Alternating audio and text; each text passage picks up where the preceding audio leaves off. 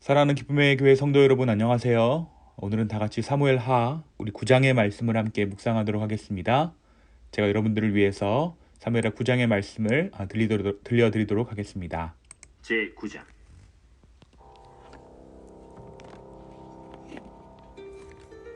다윗이 이르되 사울의 집에 아직도 남은 사람이 있느냐? 내가 요나단으로 말미암아 그 사람에게 은총을 베풀리라. 사울의 집에는 종 한 사람이 있으니 그의 이름은 시바라. 그를 다윗의 앞으로 부르매 왕이 그에게 말하되 내가 시바냐? 당신의 종이니이다. 사울의 집에 아직도 남은 사람이 없느냐? 내가 그 사람에게 하나님의 은총을 베풀고자 하노라. 요나단의 아들 하나가 있는데 다리 저는 자니이다. 그가 어디 있느냐? 로드발 암미엘의 아들 마길의 집에 있나이다 하니라. 다윗 왕이 사람을 보내어 로드발 암미엘의 아들 마길의 집에서 그를 데려오니 사울의 손자 요나단의 아들 무비보셋이 다윗에게 나와 그 앞에 엎드려 절하매 다윗이 이르되 무비보셋이여, 보소서, 당신의 종이니이다. 무서워하지 말라. 내가 반드시 내 아버지 요나단으로 말미암아 내게 은총을 베풀리라. 내가 내 할아버지 사울의 모든 밭을 다 내게 도로 주겠고 또 너는 항상 내 상에서 떡을 먹을지니라. 그가 절하여 이르되 이 종이 무엇이기에 왕께서 죽은 개 같은 나를 돌아보시나이까? 왕이 사울의 시종 시바를 불러 그에게 이르되 사울과 그의 온 집에 속한 것은 내가 다 내 주인의 아들에게 주었노니 너와 내 아들들과 내 종들은 그를 위하여 땅을 갈고 거두어 내 주인의 아들에게 양식을 대주어 먹게 하라. 그러나 내 주인의 아들 무비보셋은 항상 내 상에서 떡을 먹으리라.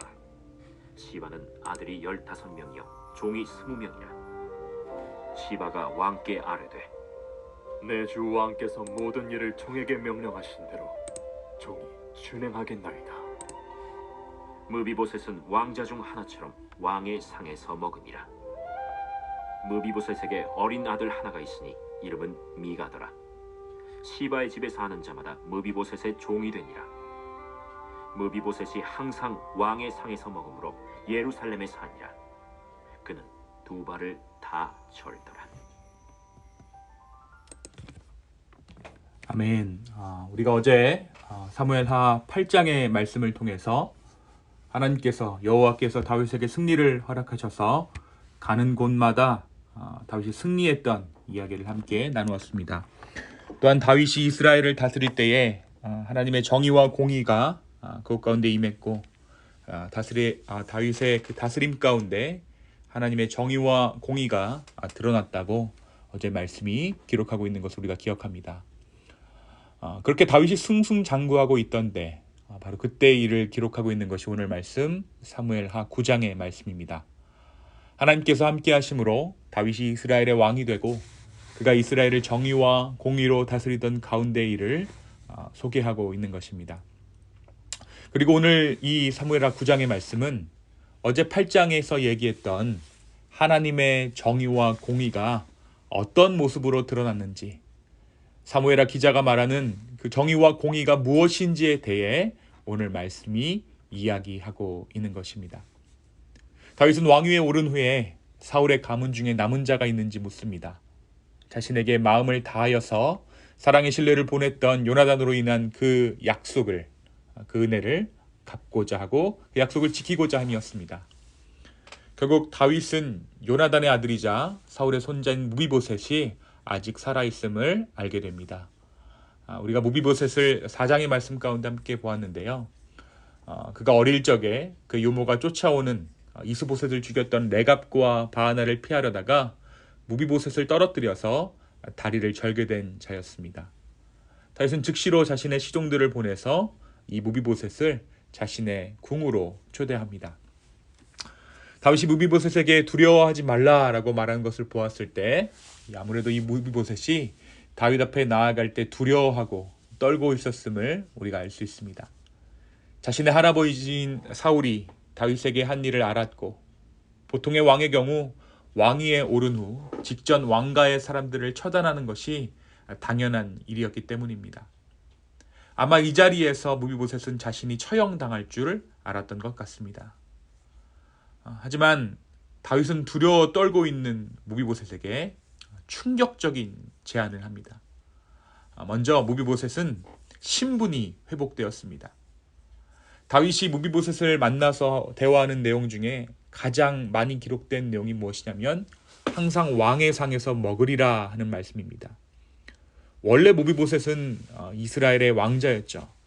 그러다 나라가 망함으로 쫓겨다니는 신세가 되었고 심지어 자기 말로 아무도 돌아보지 않는 죽은 개 같은 사람이 되었습니다. 이것이 그의 고백이었어요. 그런데 지금은 예루살렘의 왕궁에서 다윗 왕궁에서 왕자 중에 하나처럼 왕과 함께 식사를 하는 높은 사람으로 왕자의 모습으로 신분이 회복된 것입니다. 두 번째, 이 무비보셋은 다윗으로 인해서 그의 처소가 회복되었습니다. 오늘 말씀 5절에 보니까 다윗은 사람을 보내어서 무비보셋을 예루살렘으로 데려왔다라고 말합니다. 그리고 13절에 보니까 그가 예루살렘에 거했다라고 말하고 있습니다. 예루살렘이 어디입니까? 이스라엘이 다윗이 가장 먼저 회복했던 땅이 바로 이 예루살렘이죠. 이 예루살렘은 그 이름 뜻대로 평화의 땅입니다. 살렘의 땅이에요. 샬롬의 땅입니다. 안전과 기쁨의 상징이요 성별의 상징입니다. 그가 원래 살고 있었던 무비보셋이 원래 살고 있었던 로드발과는 전혀 다른 곳입니다. 원래 로드발은 황야고 허허벌판이고 외진 곳이고 위험한 곳이지만 다윗은 예루살렘에서 무비보셋이 살 것을 요구하고 그 왕궁에 함께 머물 것을 제안합니다. 그의 처소가 회복되어진 것입니다. 세 번째, 이 무비보셋은 다윗으로 인해서 그의 소유가 회복되었습니다. 다윗은 왕권의 이름으로 그의 아버지 사울의 모든 땅과 사울의 온 집에 속한 모든 것을 무비보셋에게 돌려주었습니다. 그리고 그 일의 증인으로 사환 시바를 붙여주었습니다. 당시 그의 재산은 사울왕과 그 후손들의 소유였으나 이스보셋이 반란함으로 인해서 빼앗겨 버렸었죠. 이렇게 함으로써 다윗이 무비보셋만 돕는 것이 아니라 그의 아들 디나를 비롯해서 사환 시바에게 속한 15명의 가족과 20명의 종들을 먹여 살리도록 실제적인 도움을 준 것입니다. 이것이 사무엘하 9장의 내용이에요. 사랑하는 여러분, 오늘 말씀이 우리에게 무엇을 이야기하고 있을까요? 어제 말씀에 이어서 하나님의 정의와 공의가 어떻게 실현되는가, 어떻게 이루어지는가에 대해서 오늘 말씀은 이야기하고 있어요. 정의와 공의. 우리가 어제 말씀 가운데 정의와 공의는 한 사람의 힘으로 일어나는 것이 아니라 연합할 때 일어난다. 연합하는 것이 정의다라고 이야기했습니다. 오늘 말씀은 하나님의 정의는 어떤 강한 조건을 내세워서 그 조건에 맞지 않은 자들을 떨쳐내는 것으로, 없애버리는 것으로 이루어지는 것이 아니라고 오늘 말씀이 기록하고 있습니다.